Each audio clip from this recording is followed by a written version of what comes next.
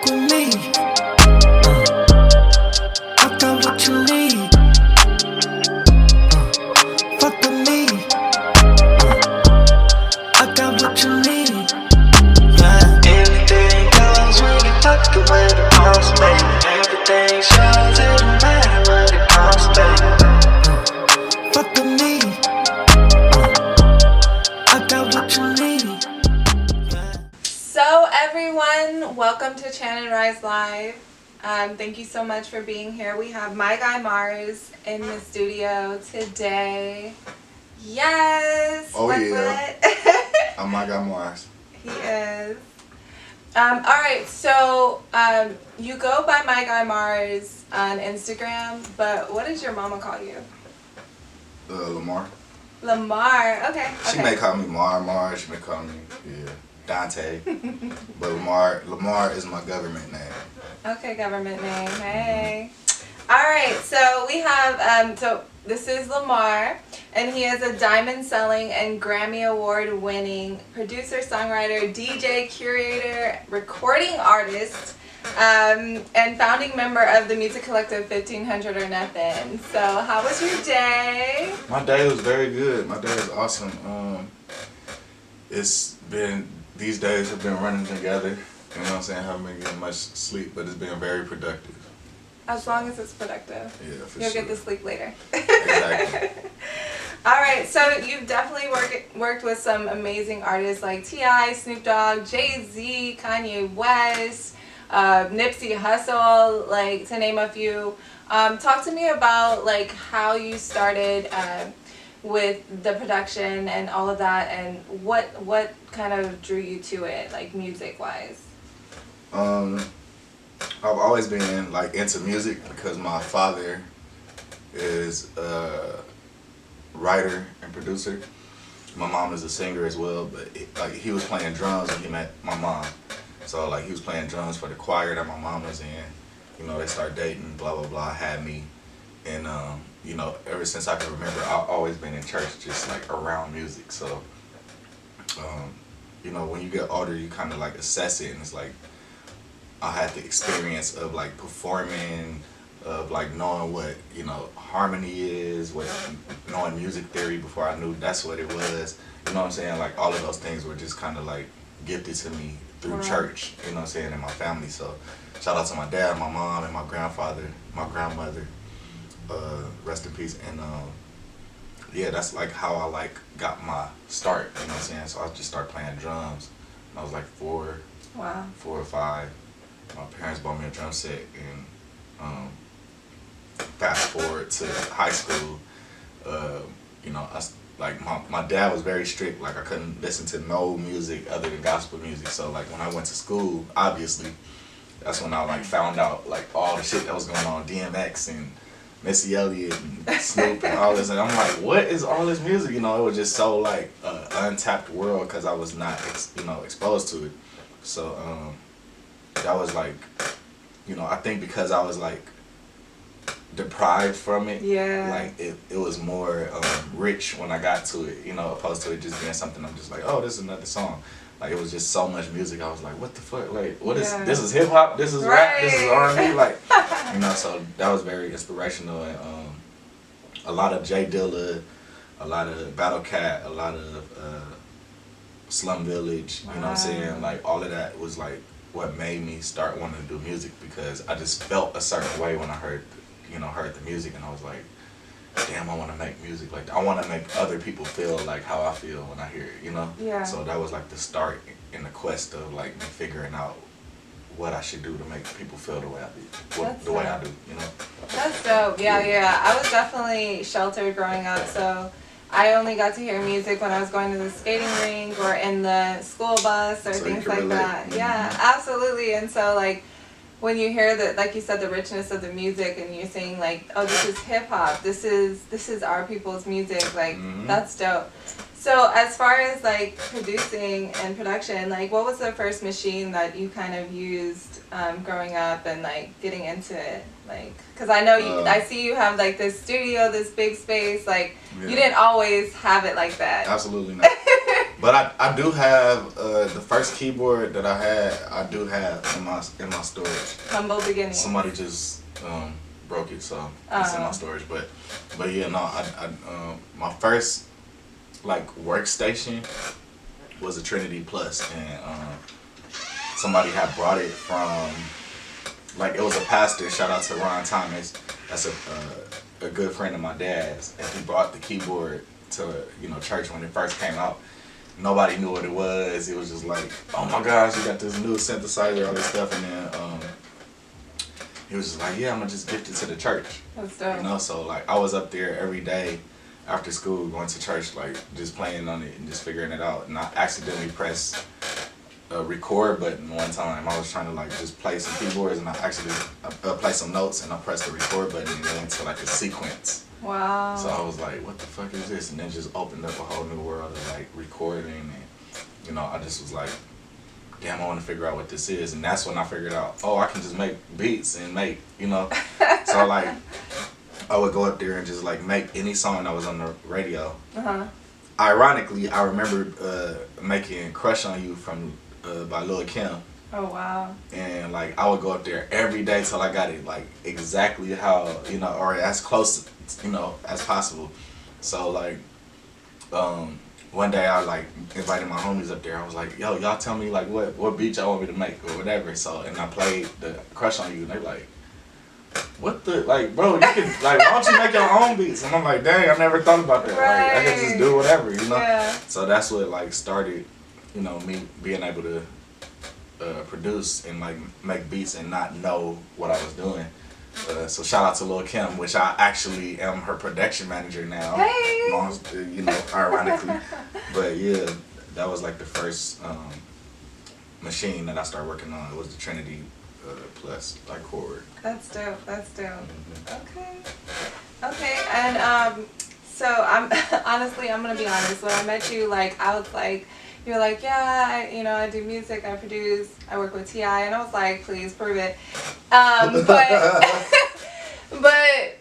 Then I was in Portland and I saw you performing with Lupe Fiasco, and I was just like, okay, he might be actually doing something. So talk to me about like that tour and what it was like to be, going around with someone that was like really dope in that time. You talking about Lupe? Yes. Lupe was like our first, stepping stone into knowing that we were like our own artists. Yeah. Like he gave us the leverage to, as well as like put the battery pack into us to know like, like, yeah, y'all a band, but y'all are y'all own name. You know what I'm saying? So that was the first time we like went out on a, overseas, state, everywhere, went global tour, and like had our names on the marquee, had our names on the billboard, Lupe featuring 1500 and that, you know what I mean?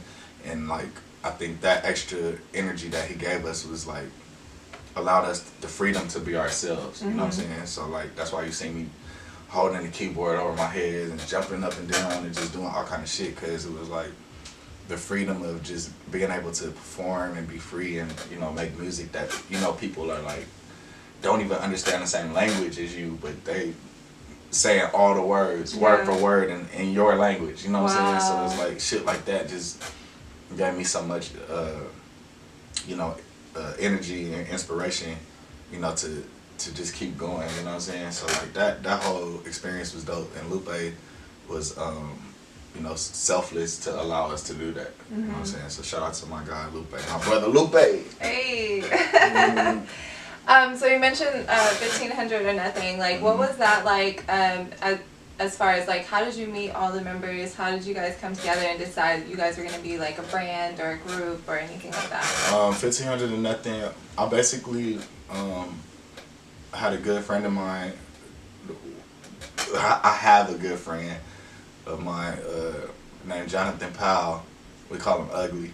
And he was like somebody that before I was in Lancaster because I went to Coors Hill High School. Okay. And my father moved us out of LA in 1992, so I pretty much was like raised in Lancaster. Right. So once I graduated high school, or before I graduated high school, Jonathan would come out there and like play with different churches.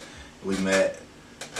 God blessed me with a studio, and Jonathan had I was at a church, West Angeles, and I went and played the organ there, and that's where Lorenz, Bam, the original members of 1500, Chuck, they were all at West Angeles, and they see me playing the organ. They got my information, and after that, we just kind of like linked up. You know, they would come by my studio just to like hear me playing, making beats and stuff. I never thought about artists. I was just making music. And they was like, yo, you should play this for Snoop. Lorenz was playing for Snoop, so you know, we came together as a band. Bobby Valentino, at the time, was trying to get a deal, and we did a rehearsal with him because we were playing at the church, Fame. So he came by Fame, and they're like, yo, could you be the band for Bobby Valentino? We did the deal, or we did the show, rather, before he did his deal, and they're like, yo, man, y'all killed it. What's the name of y'all band? And we're like, yo, we just know y'all need to pay us $1,500. And they're like, yeah, but who do we make the check out to? Or like, what's the band name? And then I think Chuck or somebody was like, man, hey, $1,500 nothing, like pressing, like. Let's go. Like, hey, you gonna give us $1,500 or we gonna have some problems? Or like, hey, you know. So he's like, man, I like that name, $1,500 nothing. So we just kind of like, you know, kept it hood. And yeah, that's the story behind $1,500 nothing. I love that. I had no idea. That's so dope. Mm-hmm. That's so dope. Okay. So talk to me about, you know, working with Nipsey Hussle, Jay-Z, Ye, Chris Brown, T.I., Snoop Dogg, and The Game. Like, what was it like to work with them and be able to bang out such classics as Double Up, Dedication, Take You Down, Forever, Flashing Lights, and Stronger? I mean, they were all different experiences. With Game, it was more so like a working relationship at the time. He really trusted me, would call me like every morning, like, yo, I'm about to head to the studio. Hey, what you got going on? Like, we was doing remixes, all kind of shit.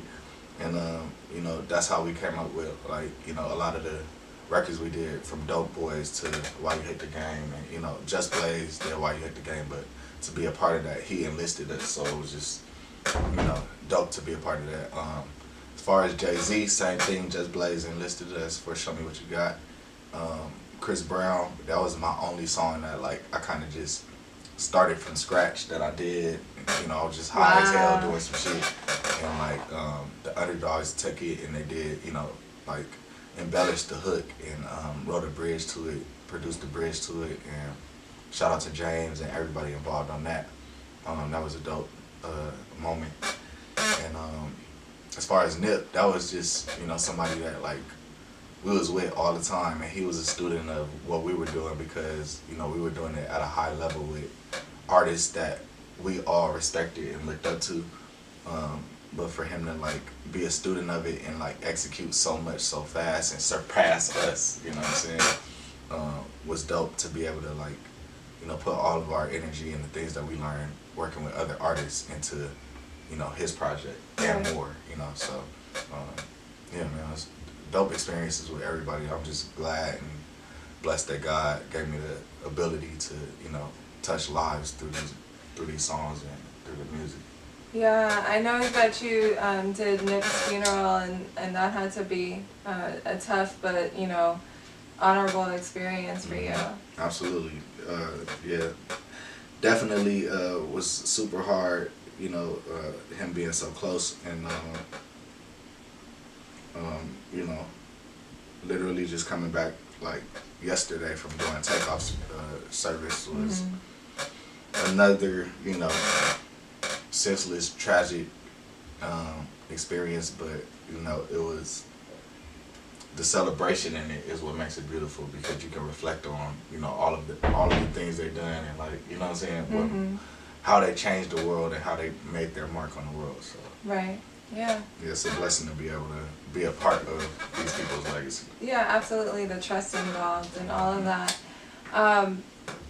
You know, you spoke about your father, and, you know, I know he, you know, was a musician and all of that. How does he feel knowing that you came from the church and just able to work with all of these different artists? Man, he was very supportive. Initially, not as much as far as he's always been supportive, but it's just as far as like, you know, it was just the way things happen. You know what I'm saying? Like the first song I had,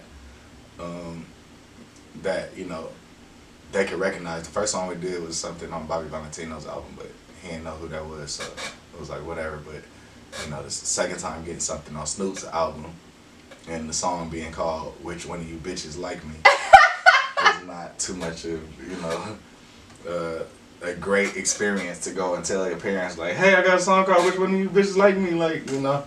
But you know, once I start, you know, learning about publishing and royalties and start paying my tithes, and he started seeing like I was really adamant about what I was doing, he was, you know, a lot more supportive. You know what I'm saying? Yeah, so, absolutely. Yeah, shout out to Pop. Shout out to my mom. And you know, you did Tiny Desk, and then you're also, you know, a BPM advisory board for the music section. So, how did you come up with that opportunity?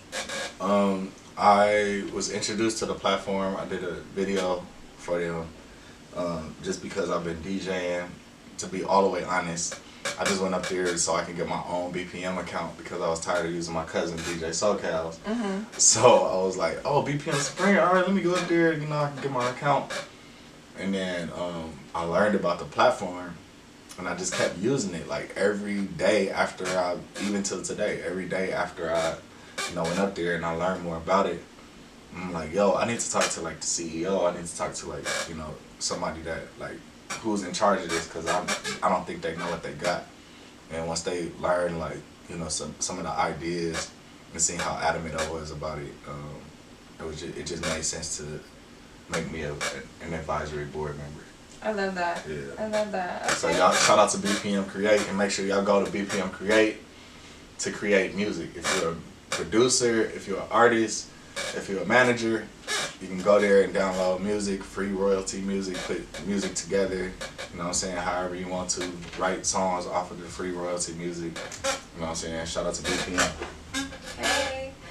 Alright, so talk to me about your most recent project, No Days Off. I love the sounds and lyrics from Make Love and Makeup and Can't Wait and then Fake Love. Like, I just feel like there's such a vibe there. It's LA, really rooted deep in the project. So when I saw you on Instagram promoting that and the visuals, and I was just like, dang, okay, he's not playing around at all. Yeah, no, I'm not playing with it. I'm staying with it. No Days Off 2 is a follow-up of my project No Days Off. And it's basically just you know, wide range and like a portal of sounds, you know what I'm saying, like going from West Coast, from where I'm from, you know, you got club turn up vibes, you got, you know, West Coast R&B vibes, you got, you know, slow R&B vibes, you got turn up vibes, you know what I'm saying, trap shit, you got, you know what I'm saying, different shit. So it's just like a wide range, just to show people like, you know, shit that I can, you know, not only what I can do, but what I'm prone to and what I like making. So it's more so obviously catered to the ladies, as everything is that I do.